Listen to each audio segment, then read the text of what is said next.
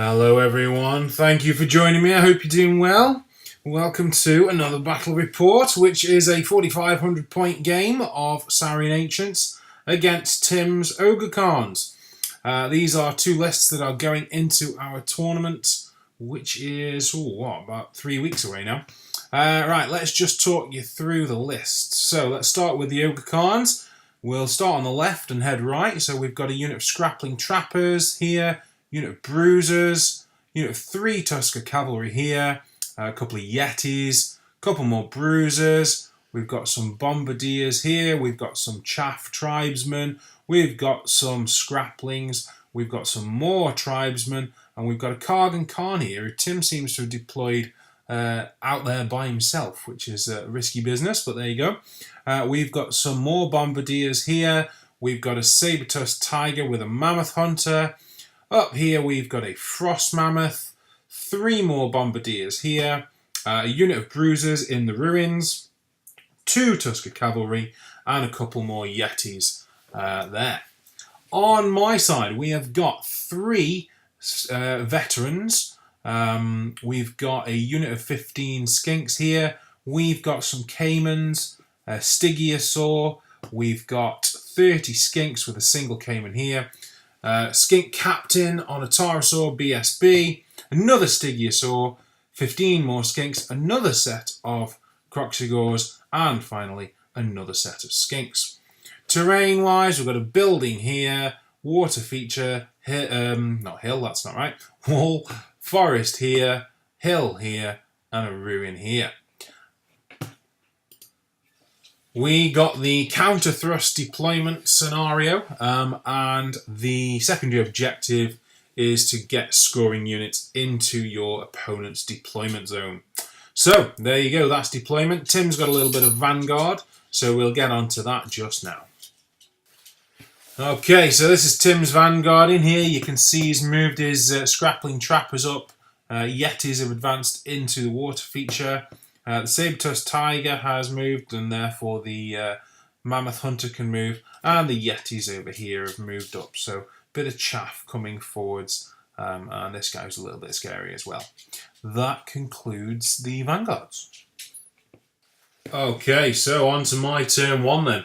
This is movement, of course. Mostly just moving up. I have managed to get a single charge off with my veterans into these Scrappling Trappers who have just vanguarded into range. So what I'm hoping to do there is smash through them in one go, which the veterans almost certainly will do, and then go into the Bruisers, which would mean I could fight the Bruisers in Tim's turn, and then reform and be able to charge in my turn too, is what I'm thinking.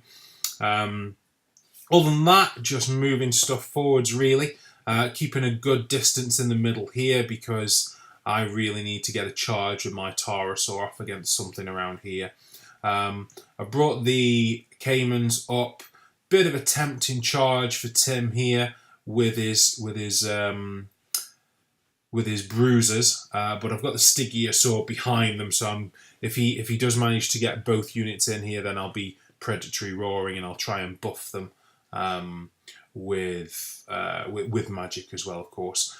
I've got the Skinks here just so that the Tusker Cavalry can't make it into the flank of these Caimans. And other than that, we're just sort of chaffing up really and advancing cautiously. I've got the big unit here behind the wall, which I think is a good defensive location for them.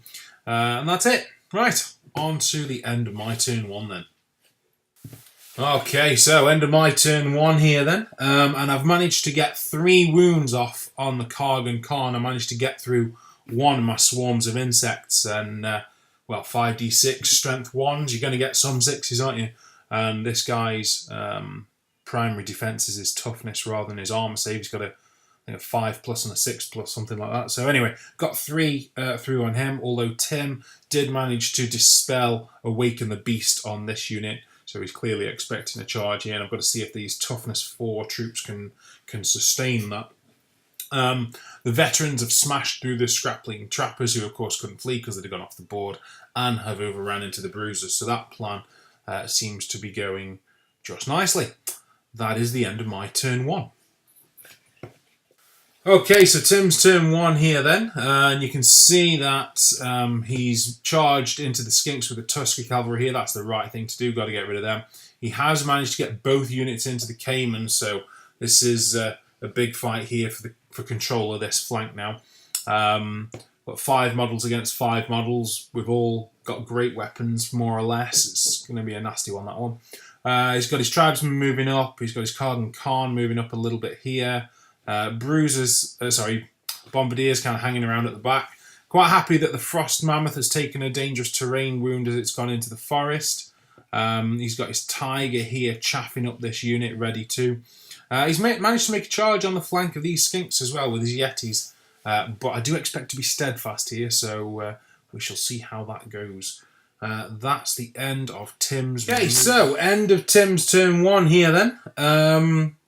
What have we got? We've had a couple of Skinks killed here from some Bombardiers. That's hardly terrifying. We've had a couple of wounds on the Caymans from some Frost Mammoth shooting. The Skinks here, you can see, have held the Yetis with their steadfast, and they've managed to reform as well, so they're doing a really good job. The Tusker Cavalry have smashed through the Skinks, which was to be expected, and have overran. Which was wise because the veterans here have smashed the bruisers. One bruiser survived and has ran off towards the board edge, but I've elected to reform here so that I can charge this unit in the rear. So that's that. And then in the middle here, this great big fight has sort of gone on. What's it called? The Primal Roar. No, that sounds very Beastman. What's it called? Predatory Roar, that one. Stygiosaur, Predatory Roar, giving my Caymans re-rolls to hit. That's kind of kept the Caymans in this fight a little bit. I've got 2 Caymans left. Tim's got 2 Yetis and 1 Bruiser, but the Bruiser's down to 1 wound. So I'm thinking what I'll probably do here is, well, I've got to make a decision really, haven't I? Do I want to go after the Tusker Cavalry with these guys, or do I want to come into the flank and rescue my Caymans? So we'll just have to see. Anyway, that is the end of Tim's turn 1. Okay, so my movement turn 2 here then, and what I actually decided to do was to charge at the Tusker Cavalry. But the Tusker Cavalry fled, and they fled so far I thought, you know what, I'm not going to catch them. So I redirected into the side of the Yetis. What I'm now thinking here is that these veterans are going to smash through these Yetis, which is going to enable me to reform, and then Tim's going to rally his Tusker Cavalry, and then I'll be able to charge at them in my turn 3. So playing a bit of a waiting game there, but that's just how it goes really. Charging this Saber-Tusk Tiger here, chaff, got to get out of the way. And I've moved my Tarasaur into a sort of slightly more strategic position here. What I'm thinking is Tim's got a lot of stuff that's kind of standing around here. The Bombardier's doing a bit of shooting, but I'm not so bothered about that. They're killing Skinks. So I've got my Tarasaur at a nice distance, I'm hoping here, so that when the charge comes and whatever kind of overruns here, the Tarasaur should, I hope, be able to then countercharge it. So that's it for my movement turn 2. Okay, so this is the end of my turn 2, and Tim's done really well in my magic phase, using his Crown of Scorn to dispel one swarm, and then his dice to dispel the other, which has kept his Kargan Khan alive for the magic phase. But of course, following the magic phase was the shooting phase, and the Kargan Khan was down to 1 wound, so actually my Skinks here have managed to shoot him off. So well done, Skinks. Great big pat on the back for you. Couple of wounds on the tribesman, therefore, from the breath weapon here, because that was no longer needed for the Kargan Khan. Skinks lost combat to the Yetis, but remarkably held, so that was pretty cool.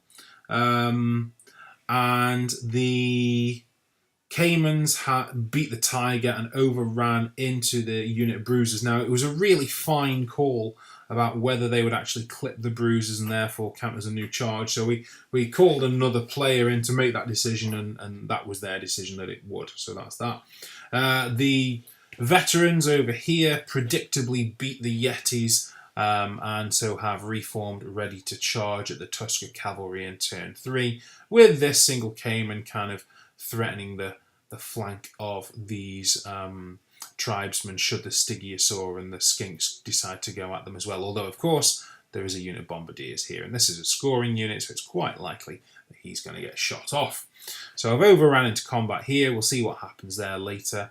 And the Tarasaur is still kind of hanging around here. That's the end of my turn 2. Okay, so Tim's movement turn 2 here then. There was a little bit of a mistake earlier on by Tim in that he didn't realise that this was a hill. It does kind of blend in with the mat a little bit, so that's meant that this Mammoth Hunter could only charge a Skinks, which is a bit of a waste of his time, really. But anyway, movement-wise, the Frost Mammoth has come into the Skinks, and the Tusker Cavalry have come in to the Caimans to protect the Bruisers, well, support and I suppose probably smash through the Caimans is what I most expect to happen there. This guy over here has rallied, but critically over here on the edge of the board, you can't quite see it, the Tusker Cavalry actually failed their leadership test. They do actually get 2 goes at it and failed both and ran off the board, so that was absolutely shocking for Tim. So my veterans are left with nothing to do at the moment. So, but I'm not going to complain. You know what? Tusker Cavalry ran off and all they killed was Skinks. I'm good with that. That's okay. So that anyway, there you go. That's the end of Tim's movement 2. Okay, so end of Tim's turn 2 here then. The Bombardiers had an absolute shocker. Didn't do a single wound to my Skinks in their shooting. But these Bombardiers, as predicted, managed to finish off that single Caiman. So he's gone. The Yeti here chased and managed to kill the Skinks. And the Mammoth Hunter, I don't really know why he's there. I don't know why Tim didn't just pursue the Skinks with him just to get him past this hill so he could subsequently charge. Anyway, he is where he is. In combat here, the Caimans lost combat by quite a bit, but actually I think I must have rolled really well because they did hold. So that was quite a result. The Frost Mammoth has overrun, but he's stopped just an inch away from the Tarasaur, so he is in a world of trouble. That's it for the end of Tim's turn 2. Okay, so this is my movement turn 3, and it looks kind of quite bad for me if you look at it in terms of the number of models on the board, but it's really not, because, you know, so many of my hard hitters are actually still on the board. I've still got my Tarasaur here, I've still got all 3 of my veterans, I've got both my Stygiosaurs, I've got my great big unit of scoring core here, and half my Caimans left, so all I've really lost at this point is 1 unit of Caimans and 3 units of Skink Chaff, so yeah, it's going better than it looks, actually. Anyway, movement-wise, Stygiosaur and the Skinks have charged into the tribesmen. I'm thinking weight of ranks and a couple of poison should, I hope, kind of finish them off, is what I'm going for there. I've had 1 of my veterans break formation with the unit just to chase this guy down. I don't want him rallying and heading into my deployment zone later and getting some secondary objective points, so I'm sending 1 of my guys after him, and 2 are left here just kind of threatening these Bombardiers. 1 of these guys is down to 1 wound at this point from, I think, shooting, or will be at least, so that's something to kind of keep in mind. Tarasaur's obviously charged into the Frost Mammoth there. Stygiosaur has made it quite a cool charge here, where he's kind of moved forwards, shorter distance, but because he was only going from sort of here to here, to there. But obviously he was able to go straight, pivot, and then connect on this corner here. So there you go. Yeah, that's the end of my movement 3. Okay, so end of my turn 3 here then, and the Caimans and the Stygiosaur have actually won this combat. The Stygiosaur did a good job on the Bruisers, and the Caimans managed to actually finish off the Tusker Cavalry, which was quite remarkable, although there's only 1 Caiman left. I think he's down to 1 wound as well, actually. But anyway, with Awaken the Beast and the Stygiosaur coming in, and I think I did a Predatory Roar at this point maybe as well, the Caimans just about managed to tip it, and then the Bruiser broke and he chased him but didn't quite catch him. The Stygiosaur has dropped out of combat there, as you can see. The Tarasaur smashed through the Frost Mammoth, which was to be expected, but didn't manage to overrun into the Bombardiers, who are now hanging out in the forest. The Skinks and the Stygiosaur actually lost combat over here, but managed to hold using the General's leadership because he's so nearby, and were then able to reform into a greater number of ranks with a nice bit of steadfast there. So that is the end of my turn 3. Okay, so Tim's movement 3 here then. You can see he's taken this bruiser right into the corner. He can't actually, with his movement, he can't actually get out of my arc of vision because of how this veteran's been placed. So he's just maximising the distance and hoping I fail a charge so that he can then kind of sneak past, perhaps. Tribesmen here have come in to support this small unit of tribesmen, so my Skinks are in a real bit of trouble here. And the Yeti has made a charge on the flank of this Stygiosaur here, although I'm not particularly scared of a Yeti with a Stygiosaur.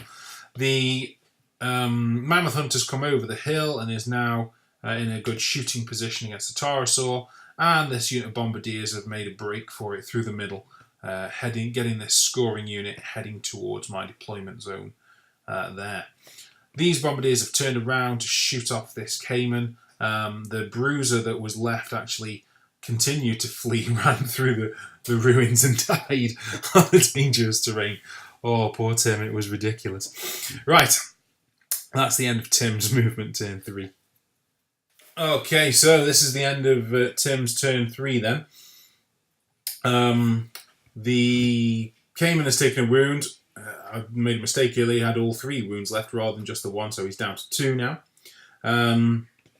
The Mammoth Hunter has done a wound with his crossbow shot on the Tarasaur. Shooting from the Bombardiers has taken this veteran here down to 1 wound there. The Yeti got his arse handed to him basically and died against the Stygiosaur. That was, I think, to be expected, to be honest. And then these tribesmen coming in here have broken the Skink Cayman combo and this Stygiosaur, although it did manage at least to finish off the small unit first, but got a bit of fleeing going on here now, so not doing so well through the middle. Tim's in a stronger position than he perhaps looks at the moment because he's got 2 scoring units heading into my deployment zone. I've only got 2 scoring units left on the board, 1 fleeing back towards my own deployment zone and 1 here down to 2 wounds. So, yeah, Tim's in a fairly good position in spite of some shocking luck. That being said, a lot of my big units are still on the board, so going into the end of turn 3, there's still a lot to play for, I suppose, really. Okay, so my movement turn 4 here then, just the 1 charge. With this veteran being down to 1 wound, I've elected to charge into the Scraplings rather than the Bombardiers, both scoring units. So I'm thinking take this one out and then see where we are from there. Just an easier target, really. The Stygiosaur and the Skinks have both rallied, but to be fair, neither can hold 6 tribesmen, so this is just delaying the inevitable, I suppose, really. The veteran has managed to get into combat with this bruiser up in the corner, so I'm expecting him to get finished off. The Tarasaur moved its position for some poison shooting against these Bombardiers, trying to make sure that they don't survive to get into my deployment zone. Stygiosaur here is just moving out of position so that it can't be shot so easily by these Bombardiers, whilst I'm hoping being able to get a swarm of insects. So what I'm looking for is perhaps a double swarm of insects towards the middle of the board here. So that's the end of my movement turn 4. Okay, so this is the end of my turn 4 then. I managed to get off 1 swarm of insects on this unit in the middle, but that was a miscast from this Stygiosaur here, and he took a wound as a consequence of that. Tim managed to dispel the other swarm of sects, supplemented that with a couple of poison hits from my Tarasaur with his giant blowpipes and javelins from the skinks on board. This veteran has smashed through the bruiser and has reformed there, and these two veterans have smashed through the scraplings. I'm not sure why I've got them facing towards Tim's board edge. I don't know why I wouldn't rally them. Maybe I just forgot. Anyway, that is the end of my turn 4. Okay, so this is Tim's movement turn 4. You can see the bombardiers have continued to head into my deployment zone with the two of them. The tribesmen have charged into the Skink Cayman unit here. He's got his Mammoth Hunter just with his base on the hill so he can shoot at my Stygiosaur here. Got a clear line of sight there. He's turned his bombardiers here to shoot at my my two veterans, hoping to finish this one that's got one wound off. So that's the end of Tim's movement turn 4. Okay, photograph here from the end of Tim's turn 4. You can see that the Cayman has been shot off by the bombardiers. Of course, you don't get cover bonuses from ruins unless you're inside them. So, yeah, that didn't help so much, and they finished him off. The tribesmen also finished off the skinks and ran through there. So Tim's now got 2 scoring units inside my deployment zone, and I have no scoring units left on the board. So that is the end of Tim's turn 4. Okay, so this is my movement turn 5 then. You can see the Tarasaur has managed to get a charge on these bombardiers here in the rear. It was a bit of a long charge, this one. I needed an 8, I think. So I had like a 36% chance of success? Something like that. No, more than that. 44% chance of success. But I thought, you know what? He's got scoring units in my deployment zone. I've got nothing else to go for. So what I'm hoping here is to charge these, kill them in one go, because of course I've got my Spear of Stampede, so I've got 2d6 re-rollable impact hits, and then that should enable me to reform, I'm hoping, and to get a charge off on this unit. The question is, of course, can a Tarasaur Skink Captain take out this unit sufficiently to break it and then catch it? So it's a long one, that. Anyway, other than that, what have we got going on? I've moved my veterans up to 1 inch away from these bombardiers. Tim's going to get to shoot at my veteran with 1 wound either way, so I thought, you know what, I'm just going to walk them up. He's not going to engage me in combat because that'd be suicide for him. He might kill this one, but then the other veteran and the surviving veteran and the one in the corner, the 2 between them will then be able to take out that unit, is what I'm thinking. Stygiosaur has just increased his distance from the Mammoth Hunter over here, just to put him possibly at long range later on. So that's the end of my movement 5. Okay, so this is the end of my turn 5. Couple of wounds on the bombardiers here from Swarm of Insects, and the Tarasaur has predictably smashed through those bombardiers. So he's poised to charge at these guys. They're obviously going to have to reform because they can't get away from him. So we'll just have to see how that goes. That's the end of my turn 5. Tim's movement turn 5 here then. No charges from Tim. He's reformed his tribesmen as expected. He's brought his Mammoth Hunter out to take another pop shot at my Tarasaur. Turned his bombardiers around to shoot at the Stygiosaur here, and he's left these guys right where they are. He's just going to try and pump some iron into this guy here. So that's the end of Tim's movement turn 5. Alright, so end of Tim's turn 5 here then. I'm thankful it's not been a great one for him. He has got a wound on the Tarasaur from some Mammoth Hunter shooting. My Tarasaur's still got 4 wounds left. I'm absolutely fine with that. Couple of wounds on the Stygiosaur here. He's down to 2 from these bombardiers. And that's your lot, actually. That is the end of Tim's turn 5. Didn't manage to do any damage up here, so I'm really glad about that. Okay, so my movement turn 6 here then. A couple of charges. Tarasaur into the tribesman here. and the veterans, 1 from behind, 2 in the front, into the bombardiers over here. Stygiosaurs just moving away from these bombardiers, putting them at long range, and going to try and get some more swarms of insects into these to see what we can do about them. That's the end of my movement turn 6. Alright, turn 6 here then. I managed to get 1 wound off on the bombardiers over here from swarm of insects. That's not exactly terrifying, is it? We broke the bombardiers here, and this veteran here caught them. So good result up in that corner, to be expected, I suppose, to be fair. The Taurosaur did break the tribesmen, but critically they managed to flee away, and of course they've got 2 attempts at the leadership test on that one. So that's the end of my turn 6. And then, would you believe it, in the end of Tim's turn 6, his tribesmen fail a double leadership test. Oh, couldn't believe it for the lad. He didn't deserve that at all. And that was a massive kind of factor in the outcome of the game. Didn't do any wounds on the Stygiosaur in the following shooting, which is why there's no kind of final photograph. And this is it. This is how the game ended.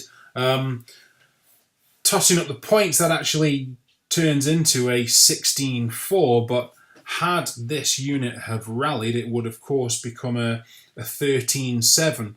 Had Tim have got 2 wounds on this guy and a wound on this guy, both of which were very possible, it would have actually turned it into a what would it have been, a 12-8. So we've gone from a 16-4 to a 12-8. Anywhere in there was kind of possible. And to be fair, 16-4 just doesn't do Tim justice. He deserves at least a 13-7 from this. So there you go. That was the end of the game. It was a good game. It was a real bloodbath. If you look at the number of models on the board at the start and you compare it to what's left now, it was a really good game, a really enjoyable one as well. I think Tim made a mistake to put his Kargan Khan out there by himself. He was just asking to be shot. And obviously there was the thing with the hill earlier. I think when I overran with the Caimans, I opened myself up to a Tusker cavalry charge. That was silly, and I got really lucky that the Stygiosaur was able to come in, and the predatory roar and some poor combos for Tim meant that my Caiman was able to survive for as long as he did and finish off those Tusker cavalry over here, and that was very unlikely. That should not have happened. So I'm feeling quite fortunate with this game.